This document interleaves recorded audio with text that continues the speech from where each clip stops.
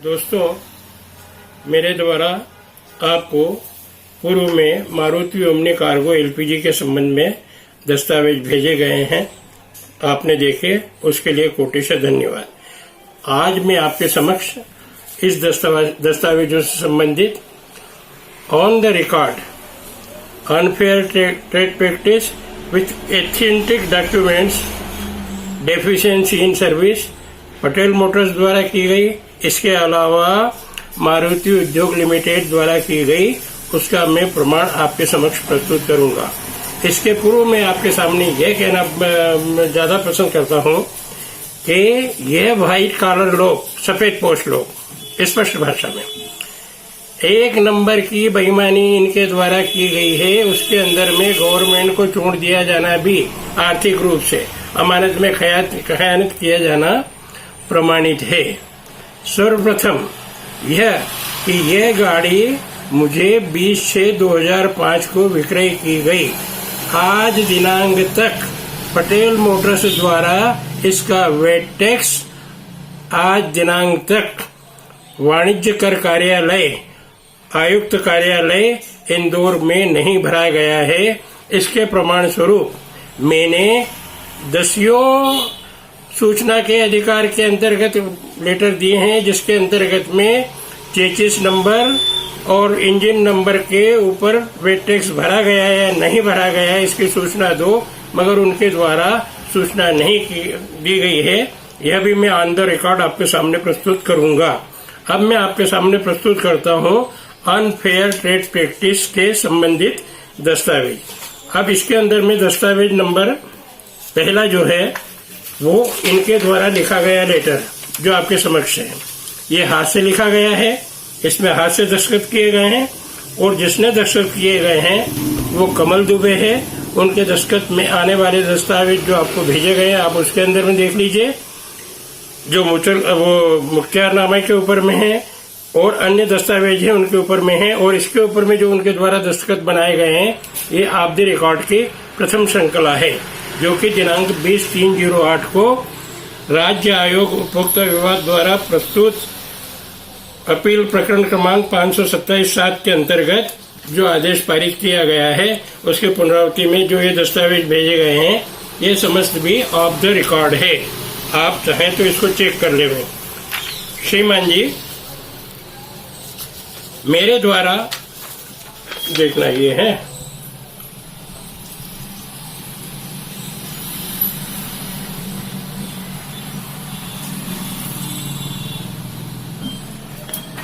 मेरे द्वारा आपके समक्ष ये दस्तावेज प्रस्तुत किया गया है। यह सर्वप्रथम लेख है जो मारुति पटेल मोटर्स के द्वारा उनके उज्जैन के एरिया मतलब सेल्स मैनेजर हैं राजीव सिंह, उनके द्वारा बनाया गया एस्टीमेट लेटर है, जिसके अंतर्गत प्रत्येक मत आपके समक्ष इसमें स्पष्ट हो रही होगी। नंबर 2, इनके द्वारा जो लेटर मैंने आपको बताया उसके पालन के अंदर में यह इनवाइस भेजी गई है। कृपया जो गौर करें, देखें।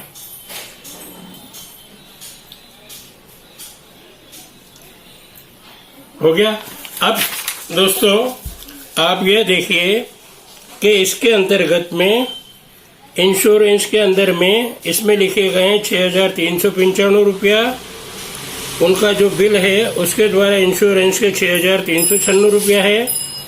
दूसरी बात, इनके द्वारा रजिस्ट्रेशन चार्ज 6,700 रुपये लिखा गया है।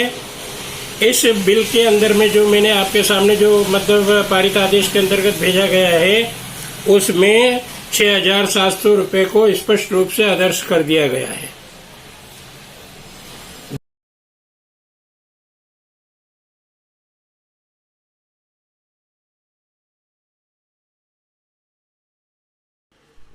दोस्तों, मेरे द्वारा जो आपके समक्ष दस्तावेज किए जा रहे हैं, ये पटेल मोटर्स के अगेंस्ट एथेंटिक डॉक्यूमेंट्स है।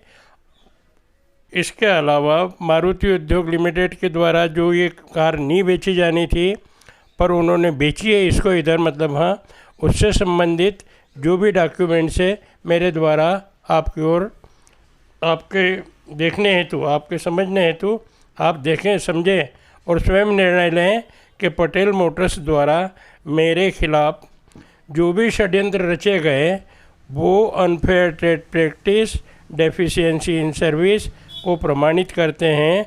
उन्हीं के चक्कर के अंदर में, क्योंकि मारुति उद्योग के डीलर हैं पटेल मोटर्स, इसलिए वो मतलब सत्कर्म में भी और बदकर्म में भी उनके सहभागी बने हुए हैं।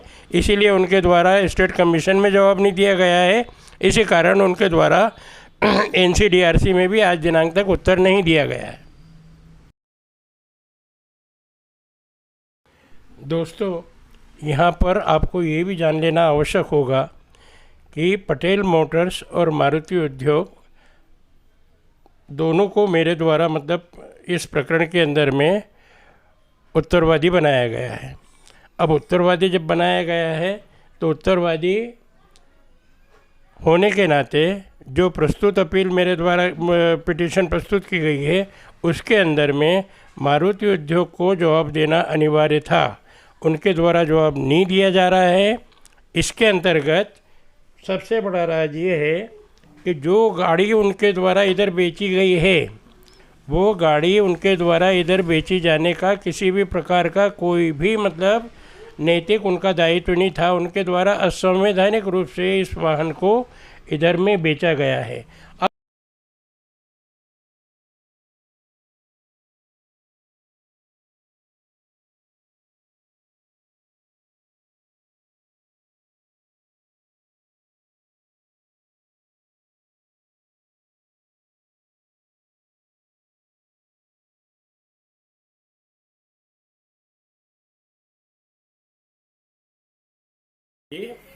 सबसे बड़ी अनफेयर ट्रेड प्रैक्टिस ये है कि बिल के अंदर में ये अमाउंट को अदर्स बता रहे हैं 6,700 रुपया। एस्टिमेट लेटर के अंदर में ये बता रहे हैं 6,700 रुपया रजिस्ट्रेशन चार्ज, जो इसके मतलब स्वीकृति स्टेट कमीशन के ऑर्डर में भी है और डिस्ट्रिक्ट फॉरम के ऑर्डर में भी है, जो कि इनके द्वारा किया गया है कि 6,700 रुपये लिखा गया है। तो ये जरूरी है कि इनके द्वारा 6,700 रुपया अनफेयर ट्रेड प्रैक्टिस के लिए लिया गया है और उसी की सेटिंग करने के लिए इनके द्वारा इस जो फर्जी बिल बनाया उसमें 6,700 रुपये लिखा गया है। ये प्रथम रूप से आप जाने। इसके बाद में आपके समक्ष ICICI बैंक के एजेंट बन के काम कर रहे हैं, इसलिए इनके मत में इनने 551 रुपये लिया है, जो आपके समक्ष है। 1,690 रुपये इसके अंदर में है, 1,365 रुपये इसके अंदर में है। ये भी आपके सामने डिफरेंस है जो प्रकट किया गया। इसके बाद में आगे हम चलते हैं। इनके द्वारा जो इनवेलप बनाया गया है, इनके द्वारा जो भी इनवेलप पहले आए हैं वो मैंने आपके सामने प्रस्तुत किए। एक बार फिर मतलब मैं आपके सामने प्रस्तुत करूंगा। इस एनवेलप के ऊपर में इनके द्वारा प्रति दिनेश शास्त्री, निवासी 7 राजेंद्र नगर, नीलगंगा उज्जैन लिखा गया है। नीलगंगा उज्जैन मेन रोड नहीं लिखा है, फिर भी ये लेटर मुझे मिला है, मेरे द्वारा इसको रिसीव्ड किया गया है। अब इस लेटर को भी आप देख लें कि ये ऑफ द रिकॉर्ड लिखा गया। अगर ये ऑन द रिकॉर्ड होता तो इसके अंतर्गत में वे समस्त विगत जो लेटर में डाली जाती है वो इसके अंदर में नहीं है, ये हाथ से लिखा गया है। अब मैं आपके सामने एक दस्तावेज प्रस्तुत करता हूँ जो कि सूचना के अधिकार के अंतर्गत में राष्ट्रीय उपभोक्ता विवाद निवारण आयोग द्वारा दिनांक 23 दिसंबर 2014 को भेजा गया है। दोस्तों, इसके अंदर में प्रश्न क्रमांक 1 है, मेरे द्वारा पूछा गया वर्तमान में उपभोक्ता न्याय भवन के अध्यक्ष महोदय को ने जवाब दिया गया है मुझे राष्ट्रीय उपभोक्ता विवाद निवारण आयोग के अध्यक्ष माननीय श्री न्यायाधीश श्री DK जैन। DK जैन द्वारा मुझे 18/5/18 को इनके द्वारा मुझे डिसमिस किया गया है। असंवैधानिक तरीके से डिस्कस में किया गया है और ये उत्तरवादी क्रमांक 1 से वाबस्ता है, रूबरू है, मिले हुए हैं। फिर इसके अलावा प्रश्न क्रमांक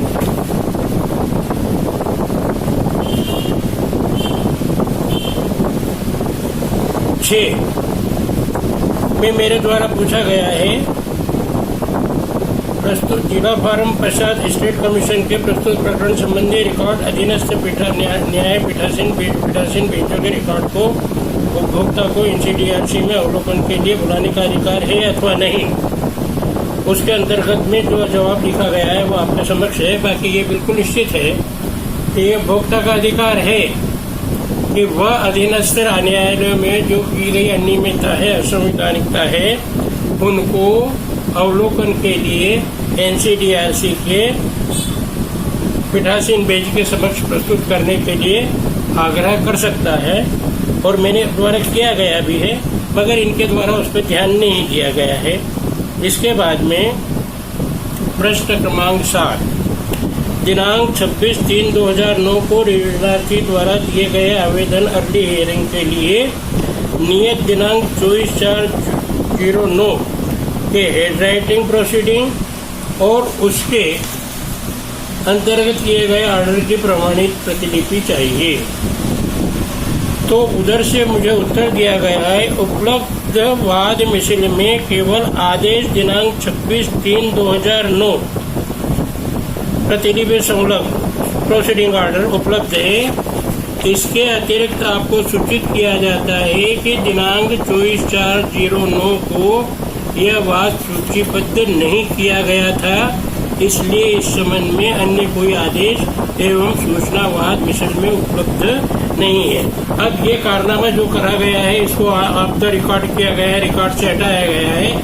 इसके सबसे बड़े मतलब सफेद पोशों को बचाने के जिम्मेदार है फॉर्मर चीफ जस्टिस A.K. भान। उनके द्वारा नाना प्रकार की विसंगतियां मेरे की गई है, जो असंवैधानिकता है, उपभोक्ता को कितनी भी प्रकार से वो कष्ट दे सकते थे, उनके द्वारा किया गया है।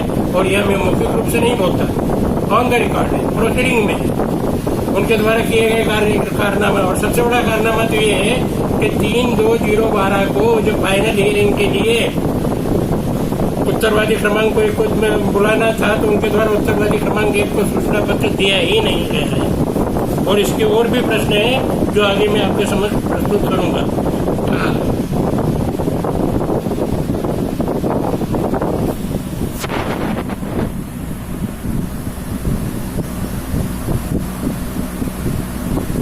उत्तर प्रश्न क्रमांक 9, उत्तरवादी क्रमांक 1 मारुति उद्योग लिमिटेड द्वारा प्रस्तुत प्रकरण में रिवीजन के जवाब में की प्रमाणित प्रतिलिपि उपलब्ध वाद मिसल में इस संबंध में कोई सूचना उपलब्ध नहीं है, ये उत्तर दिया गया है। उत्तरवादी क्रमांक 2 पटेल मोटर्स लिमिटेड के द्वारा रिवीजन के जवाब में प्रमाणित प्रतिलिपि चाहिए, जो कि मुझे दी गई है, जो मैंने आपके सामने प्रस्तुत की गई 5 में। 26/3/2009 को माननीय श्रीमान HD नोटियल जॉइंट रजिस्ट्रार के द्वारा proceeding apply has not been filed by respondent number 1 और रिस्पोंडेंट नंबर 2 सो फार। कृपया रिवीजन पिटीशन संख्या 26/50/2008 में जारी प्रोसीडिंग दिनांक 26/3/2009 का संदर्भ ग्रहण करें, जो कि उसके अंदर में जो है वो मैंने आपके समक्ष प्रस्तुत किया है विषय।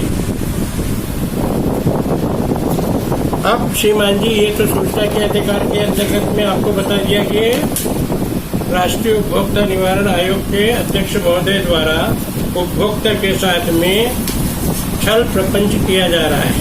अब श्रीमान जी, आपके सामने एक शपथ पत्र जो कि फाइनल हियरिंग 9/7/2013 के अंतर्गत लिखा गया है, वह आपके सामने मैंने भेजा है। उसके अंतर्गत में मेरे द्वारा यह जो पत्र लिखा गया है, यह शपथ पत्र देकर प्रस्तुत किया गया है। संक्षेप में संपूर्ण घटनाक्रम शपथ पत्र सहित आपकी ओर अवलोकनार्थ सहित प्रमाणिक दस्तावेज भेज रहा, जिसे कि निम्नलिखित बहस समझकर जानकारी का संपूर्ण वृत्तांत इस घटना डिवीजन से संबंधित अब तक के घटनाक्रम में दिनांक 20/6/2005 से सतत जारी घटित घटनाक्रम 4/3/2008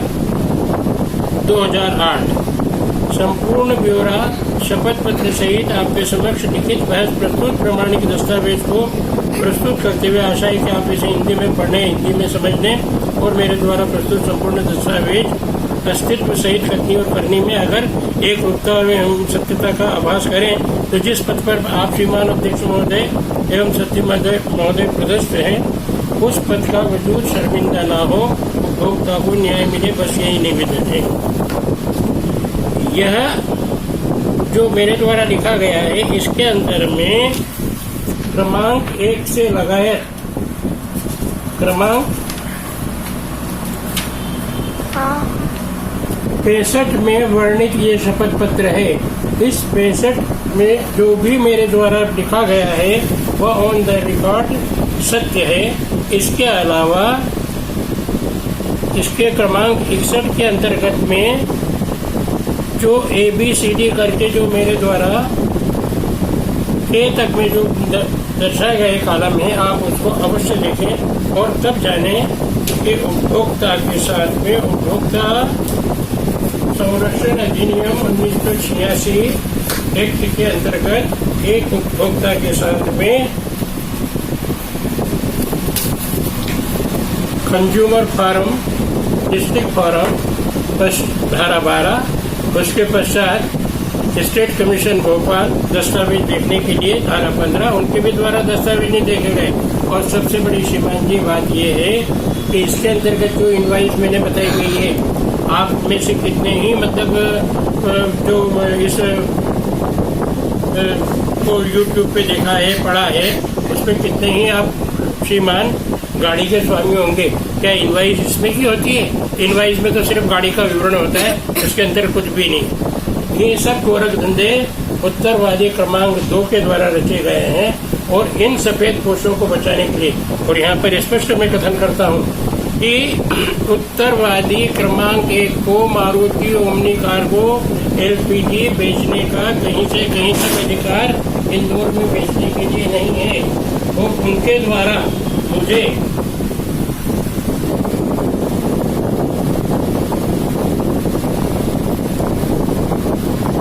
omni owners manual service booklet दी गई है। इनके द्वारा ओमनी कार्गो से संबंधित बुकलेट मेरे को नहीं दी गई है। और ये जो दी गई है इसके ऊपर में जो सर्विसिंग का इसके अंदर में रिकॉर्ड है वह आपके समक्ष